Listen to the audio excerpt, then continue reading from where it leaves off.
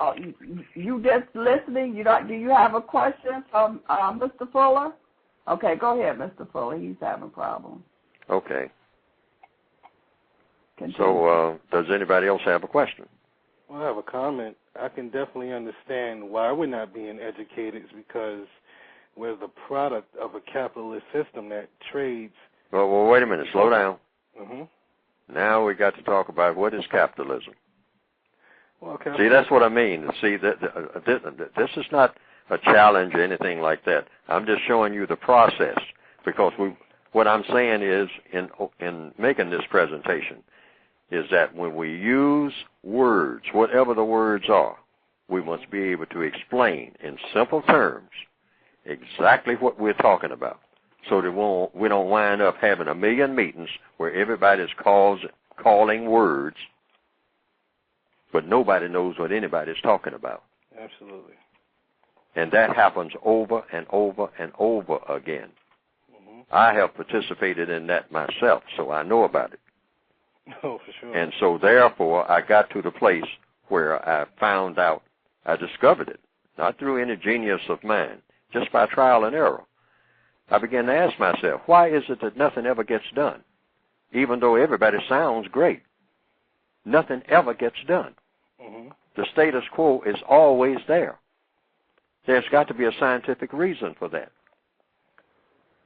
And so I said, now, the main thing is we don't have an explanation for everything that we say. But the racists do. But the racists have an explanation for everything that they say. And therefore, you're always in a losing proposition. Not necessarily. I think the Constitution is a permanent injunction. It can't be ratified.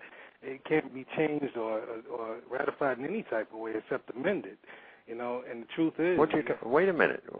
We haven't mentioned Constitution. Well, you know, primarily when you talk about you can't go and confront people, I'm assuming you're talking about authoritarians, you know, and mainly political people, that Constitution is a permanent injunction. Well, I know we do. There is such a thing as the Constitution, but that's not what we were talking about. That's what I'm saying. We have to be very, very razor-sharp focused. The word that we were using in this discussion, that's what I mean by slowing down to a crawl. See, because the white supremacists have taught us and helped us and paid us big money to be rappers for the last 20 years. So we are real fast with words. Rap is fast. That's what it means. That's what the word itself means. I mean, when you're talking. I mean, you talk fast. You don't talk slow. You talk real fast. You say as many words as you possibly can in a split second, if you can possibly get them all out. And so you get in the habit of doing that, and you come up doing that over a period of years. And so the whole idea is just to say a whole lot of words as fast as you possibly can. Right. And what is really being said and what is supposed to take root. Okay, you have to make that assessment after everything is said. Okay, now, but if you notice, and you mentioned this yourself about law and whatnot, if you notice, in most serious situations when law is being discussed seriously, everything slows down. It doesn't speed up. If you ever been to court, and I have, in what they call a court of law, right, one thing you notice, it's almost eerie, is how slow everything gets right from the beginning. I mean, somebody comes in and clears their throat, and before they say anything, there'll probably be 5 minutes. And then somebody will look over and say, well, will you bring the papers, please? And the papers will be brought and put on a desk, and the throat will be cleared again, and they'll look over the papers, and the person might say after another 5 minutes, court is now in session. See, everything begins to slow down. There's a reason for that. Because when you speed up everything, just like going down the highway, I mean, and you're trying to watch all the signs and whatnot, the more speed you have, the less signs you're going to see. And you're subject at some point to miss your exit. That wouldn't be definitely the case here. The case here is you get ignored and you get filed through like your assembly line at GMC or something like that. That's what happens in New York. So, you know. That's what I'm saying. That's what I'm saying. But I'm saying the white supremacists. Right. The way they operate. We have another caller. Hello, Mr. Fuller. We have another caller. Okay, you have another caller. Okay, we're going to have to address that. Let's continue. Area code 301. Yes. Are you hello. there? Yes, I am. Can you hear me, WD? Yes, we can hear you real good. Beautiful, beautiful. Hello, Mr. Fuller. How are you today? Oh, I'm still learning. Great, beautiful. That's a codified response. Yes. Okay. This is the question I have in this context here. See, I'm born in 1968. I'm talking about the African American community, the black community, if you will. We had far less elected officials, far less physicians and dentists and lawyers, so forth and so on. We had far less control of monies in our school systems, far less of everything that, makes an American an American.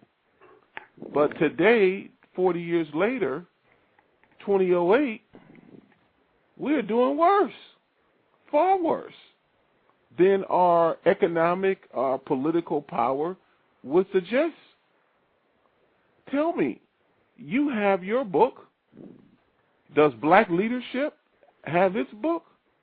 Do they have a different playbook that they're working off of?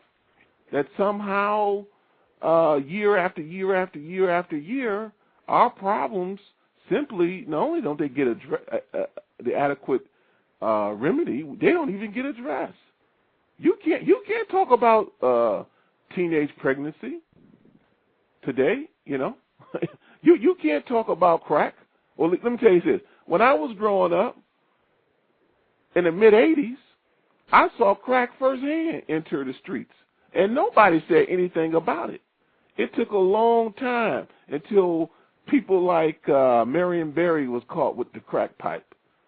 It was always put in the context of gang activity, particularly out in Los Angeles. But nobody talked about crack and the deleterious effects it was having on our community. And we still haven't really talked about it. So tell me, what's going on, not with white supremacy per se, but if you like, sure. But what's going on with black people, with our own people? Why can't we get right? Why can't we even make a scintilla? Okay, slow down, because you now begin to ask questions. So every question has an answer. I'm sorry, go ahead. Sir. Okay, so now what was your first question? My first question simply is, with all of this economic wherewithal that we have obtained over the last 40 years, with all the political Okay, hold it right there. Now, economics is the use of time and energy. That's what economics is, according to what I've written, because I have to define my terms. Sure, go ahead. See, I'm very careful about every word, just like in court. You have to be very careful. Every lawyer will tell you, if it's anything to that lawyer, say, look, you just don't jump up and say anything. You just don't jump up and say anything. In fact, you don't say anything until you get your words in a row. And you practice those words. Every word, not some words, because all it takes is one word out of place. And you are headed out of this court in chains. Now, this comes as a shock to a lot of people who are used to talking fast.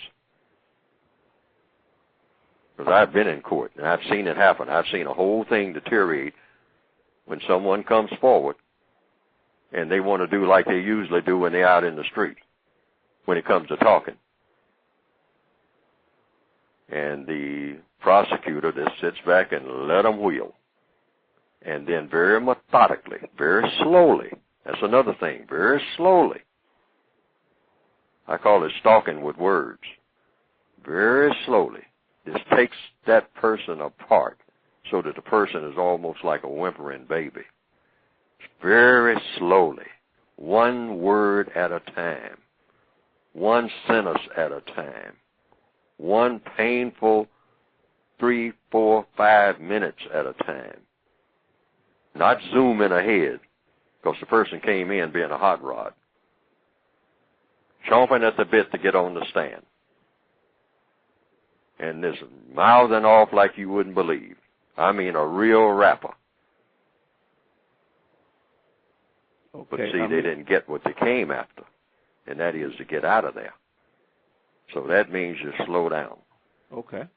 Okay. Now, I'm not talking about you. I know. I'm talking about us in this conversation. Yeah. See, we have to talk about, get to the meat of what we're talking about. So the words that we use, we have to say, you know, I think what you're asking is, why is our situation the way that it is? Why did it get worse? That's what you started off saying. Now, it got worse because the racists decided that it was going to get worse after we started getting serious. See, at one point, back in the late 1950s, large numbers of people, there's always been a sizable number of black people, back when we were called Negroes, who were serious. But the numbers were small. Most black people were just in despair. But when they started riling up and started saying, I'm going to get serious. I mean, what is my life supposed to be about? I mean, am I supposed to live like this? Is everybody around me supposed to be in this kind of condition? And when large numbers of people, black, in this area of the world, and in other areas of the world, particularly in the late 1940s, and then accelerated some in the 50s, and then by the 60s started exploding all over the world, they were getting serious, which means they were thinking seriously and trying to think with some semblance of vision. Now, your question was, what happened? What happened was the white supremacists said, I can't maintain a system with black people being serious, so I'm going to redirect their seriousness, and I'm going to do it through something that they relate to best. I'm going to do it through a medium that they can relate to, and that is entertainment. So I'm going to twist and turn their entertainment in such a way that where it was anti-non-justice before, where they were trying to talk about justice and head in that direction, I'm going to redirect that whole machine right before their eyes, and since they are a primitive people, they won't even realize what I'm doing because it will all be fun, because I know how to package stuff that doesn't make sense so that it is fun. And I'll have them directing their entire existence to getting up in the morning and looking for something stupid to do. And they won't even know that they are looking for something stupid to do because they are just that stupid because I will have programmed them to be stupid. And from the late 1960s, after the death of Martin Luther King and the riots and the upheavals and all like this, and black people with their fists in the air and all like that and trying to stumble and fumble and find their way and get focus, the white supremacists made a blueprint and put it into action, and that is, I'm going to have these people so confused, they don't even know what they started out to do. And by the late 1970s, they had just about completed it. And we've been on that ever since. And you mentioned something very important. They are more comfortable than ever. But see, it's like making gorillas comfortable in a cage, or monkeys, or pandas. You still got them in a cage, but they're comfortable. See, so give him some bling-bling. It's like giving an animal a brand new car and training the animal to ride up and down the street in it. And then you stand back and point at the animal. Like one white man said in the late 1950s. He said he doesn't care what kind of car a Negro has. He said he's still a nigger.